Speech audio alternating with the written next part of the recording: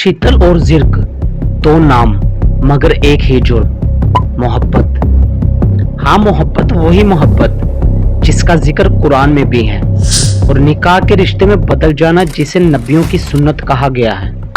मगर ये पाकिस्तान है, यहाँ निकाह तो माफ है, मोहब्बत नहीं। शीतल और जिर्क ने निकाह किया सबके सामने, अल्लाह के नाम पर, ना कोई भागे ना कोई झूठ बोला, सिर्फ एक दूसरे को अपनाया, इज्जत से, हलाल तरीके से। जिर्क और शीतल को एक कॉल आती है, चेहरे पर खुशी है। जिर्क खुशी से बोला, आखिर मान गए सब, दावत पर बुलाया है। शीतल मुस्कुराते हुए बोली, मोहब्बत जीत गई जिर्क, अब सब कुछ ठीक हो जाएगा। मगर दावत खाने की नहीं थी, मारने की थी। कि वो अदालत थी जहां जज भी रिश्तेदार थे, गवाह भी और कातिल भी, और सजा सिर्फ मोहब्बत करने पर मौत। शीतल बोली, सिर्फ गोली मारने की इजाजत है, हाथ मत लगाना मुझे, कुरान मेरे हाथ में है। 9 गोलियां शीतल को और 18 जिर्क को मारी गई ताकि गैरत का तवाज़न बरकरार रहे।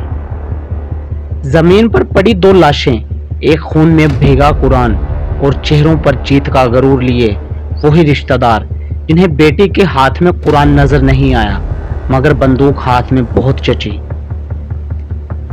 अगर उसके हाथ में कुरान था तो तुम्हारे हाथ में बंदूक क्यों थी? अगर वो बेगैरत थी तो तुमने गैरत का सबूत किस अमल से दिया? क्या निकाह जुर्म है, या तुम्हारी अना इतनी बड़ी है कि खुदा का हुक्म भी बर्दाश्त नहीं? बस तुम उन औरतों को ना रोको कि वो अपने शोहरों से निकाह कर ले, जबकि वो आपस में मारूफ तरीके से राजी हो जाएं। कुरान मोहब्बत और निकाह की इजाजत देता है। तुम बंदूकों की गोली जुबान में बात करते हो, तुम फिर फैसला अल्लाह का मानो या अपनी जहालत का। शीतल मर गई मगर सवाल जिंदा है। कल फिर किसी और मैदान में किसी और बेटी के हाथ में कुरान होगा और तुम्हारे हाथ में फिर बंदूक। गैरत के नाम पर कत्ल ना शरीयत में है ना इंसानियत में। मोहब्बत जुर्म नहीं, जुल्म है असल गुनाह।